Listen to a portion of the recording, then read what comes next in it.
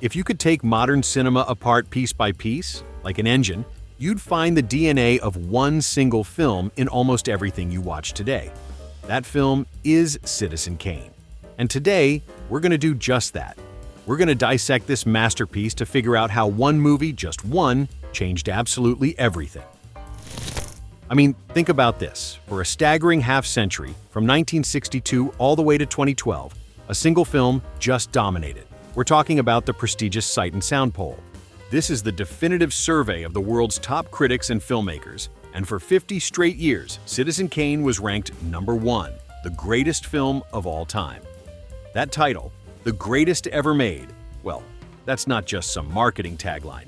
It's a real consensus that is echoed through film history. It's a legend that still inspires and frankly intimidates filmmakers even today. But why? Really, what is it about this film from 1941 that earned it that massive reputation? It's not just a story about some sad rich guy. No, the real answer isn't in what story it tells, but in how it tells it. Because Citizen Kane, it wasn't just a movie. It was a laboratory. A 24-year-old Orson Welles and his crew, they didn't just follow the rules of filmmaking, they rewrote them. They literally invented a whole new cinematic language. And so today, we're going to perform an anatomy of that masterpiece.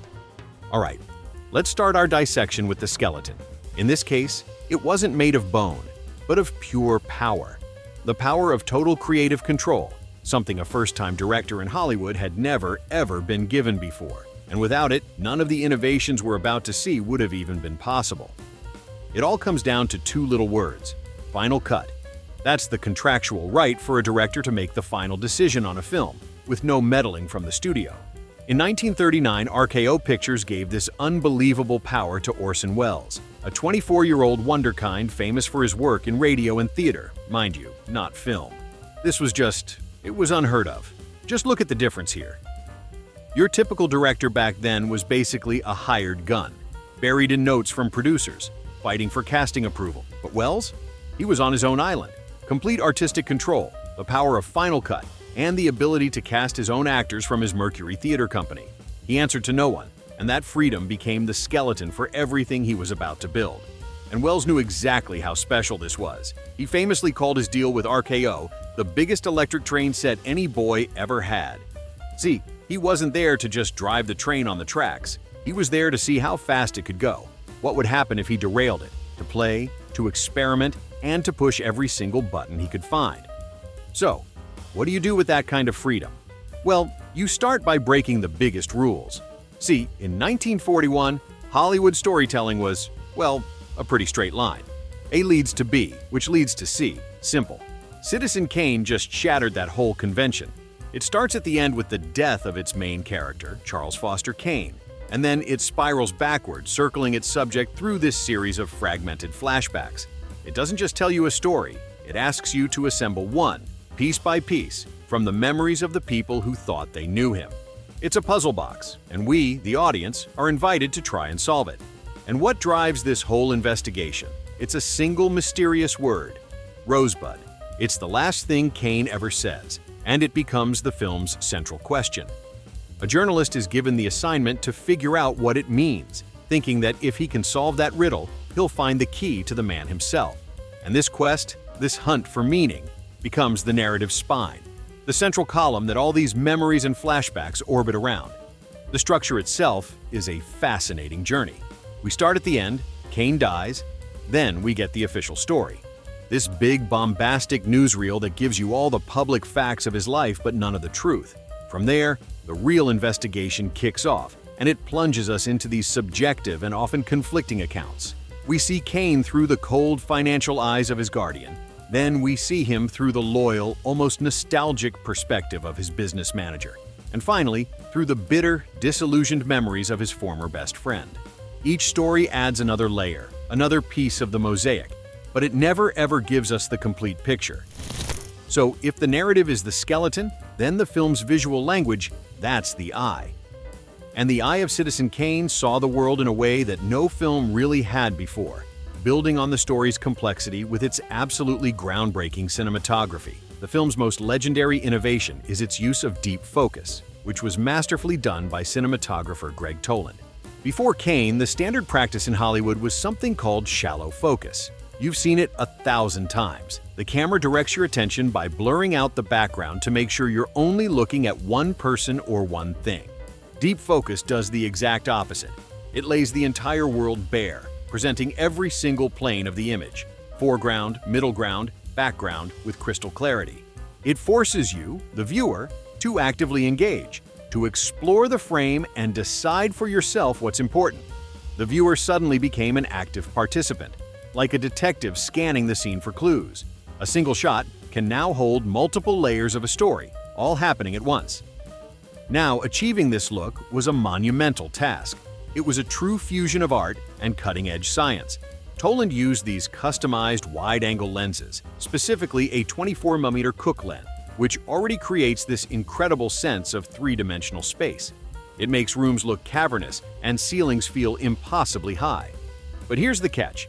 To get everything in focus, from an object inches from the camera all the way to a wall 50 feet away, you need a tiny, tiny opening for the light to pass through the lens, a very small aperture. And if you have a tiny hole, well, you need an absolutely insane amount of light to get a proper exposure on the film. So Toland had to just flood his sets with these blindingly powerful carbon arc lights. We're talking lights that were so hot and so intense, they made the sets almost unbearable to work on. But all that light created another huge problem: lens flare. The light would literally bounce around inside the lens elements and create these ghostly images and glares on the film. So Toland used a secret weapon. He got his hands on this new experimental lens coating called the Vard Opticoat. It was actually developed for the military for things like periscopes, and what it did was dramatically reduce those internal reflections, which allowed him to pump all that light into his lenses and get those impossibly crisp, clear images. To hide all that lighting equipment, they did something no studio had ever done. They built ceilings on their sets. And those ceilings, they changed everything. For the very first time, a camera could be placed on the floor and look straight up, creating these iconic, almost threatening low-angle shots. They made Kane look like a titan, a giant in his own world. But at the same time, those ceilings seemed to press down on him, trapping him in this gilded cage that he built for himself. So you put all that tech together, the lens, the light, the coating, and then you marry it to the artistry. Every shot became this complex choreography, a meticulously staged scene with important action happening in the foreground, middle ground, and background all at the same time. To really understand the power of this, we have to put it under the microscope. And there is no better example than one of the most famous shots in all of cinema, the exact moment a young Charles Foster Kane's life is signed away forever. Just look at how this is composed.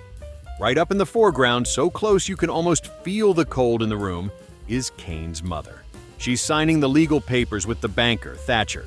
This is the narrative anchor of the shot, the decision. In the middle ground, you can see Kane's father arguing weakly. He's powerless, and his position in the frame emphasizes that. And then, way in the background, visible through the window, is the very subject of this whole transaction, young Charles. He's just this tiny figure, playing happily in the snow, completely, utterly unaware that his entire world, his entire childhood, is ending in this very moment. Okay, so if the camera was the eye, then the editing. That was the nervous system, connecting decades of a story into just a few seconds. See, Welles came from radio, so he was already a master of sound and pacing, and he brought that understanding of time to film like nobody before him. The most famous example of this has to be the breakfast montage. In less than 2 minutes, we watch the entire 16-year collapse of Kane's first marriage. The genius here is that Welles does it almost completely visually, without a single line of dialogue explaining what's happening. It all begins with Charles Kane and his first wife, Emily. Look at how they're positioned. They're close together, their conversation is attentive, their body language, it's intimate. This is the hopeful start of a marriage, you know? It's all captured in a single warm frame. But then, Welles unleashes this series of jarring whip pans, literally hurling us forward in time with each and every cut. And with each cut, the physical and the emotional space between them just widens. Their clothes become more formal, their conversation more strained. Their gazes are averted as the table literally grows longer and longer between them. And the whole sequence just lands on this final devastating image. It's a wide, cold shot of two people who are now complete strangers. They're sharing a table but absolutely nothing else. And that incredible sequence showing 16 years of aging was only possible because of another almost invisible innovation. A makeup artist named Maurice Siderman pioneered new techniques with flexible latex prosthetics, which allowed him to realistically age his actors by decade. This little bit of practical magic meant that an entire marriage, from its hopeful start to its bitter end, could be filmed believably in just one day. So the visuals were groundbreaking for sure, but that's only half of it. You have to remember, Orson Welles was a radio god. He was a master of the theater of the mind, where sound did all the heavy lifting.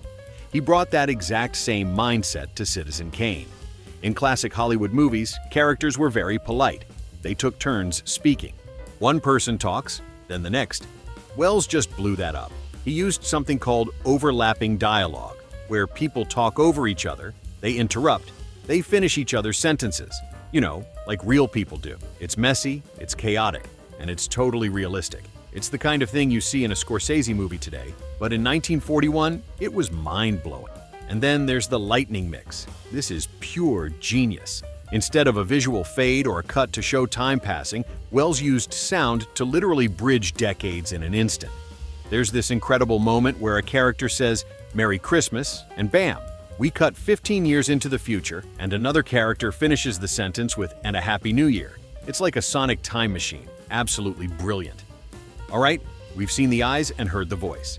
Now let's get to the heart of this thing, the Rosebud enigma. One word, that's all it is. But that one word spoken by a dying man kicks off the entire story and shatters any hope of a simple, straightforward narrative. And this quote from the co-writer, Herman Mankiewicz, really says it all. You cannot capture a man's entire life in 2 hours. All you can hope is to leave the impression of one. That's the whole point. The movie isn't trying to give you all the answers. It's telling you from the start that it's impossible. So, what is Rosebud? Well, it's not just some sled. It's a symbol for everything he lost. It's his childhood innocence. It's the one thing his millions and his giant empty castle, Xanadu, could never buy back. But here's the real twist, the film's big idea. The point is that Rosebud doesn't explain everything. It's the ultimate proof that you can't just boil a person's entire complicated life down to one secret word. It's the final piece of the puzzle that tells you the puzzle can never really be finished. So Rosebud becomes so much more than just a word. It's the ultimate narrative device. It's a symbol, a motif with two powerful competing interpretations that really get to the heart of Kane's personal tragedy. And this frames the central debate perfectly. Was Kane's tragedy a personal one? A deep failure to recapture the innocence he lost as a child? Or was it something bigger? A societal critique of materialism and the profound hollowness of the American dream itself? The film, while it argues, it's both. Okay, so let's put it all together. What's the lasting legacy? Why does any of this still matter? Well, it's simple, really. The anatomy we've been talking about, all those innovations, they basically became the DNA of modern movies. This is so important to get. Citizen Kane is not a masterpiece just because it's an old classic film. It's a masterpiece because all the stuff it invented, the camera tricks, the sound editing, the puzzle box story, that became the actual language of cinema. And you can see its fingerprints everywhere. I mean, once it was rediscovered in the 50s, its place in history was set. You know that famous final shot in Raiders of the Lost Ark with the giant warehouse? That's a direct nod to Citizen Kane. And when you watch a twisty, non-linear movie from someone like Christopher Nolan or David Fincher, you're watching the legacy of what Welles started right here. And that's really the secret to its staying power. The movie is meant to be debated. It's designed to be pulled apart and argued about for decades, just like this quote says. That complexity isn't a bug. It's the main feature. It keeps us coming back for more. When you get right down to it, watching Citizen Kane today is like seeing the exact moment that cinema grew up. It stopped being just a simple storytelling machine and became a true art form. So, in the end, the real question isn't, what did Rosebud mean to Kane? The much bigger, more important question is, what does Citizen Kane mean to cinema? And the answer, it's pretty much everything. If you wish to continue exploring the masterpieces of film, please hit the like button and subscribe to the channel. Thanks for watching. Until next time.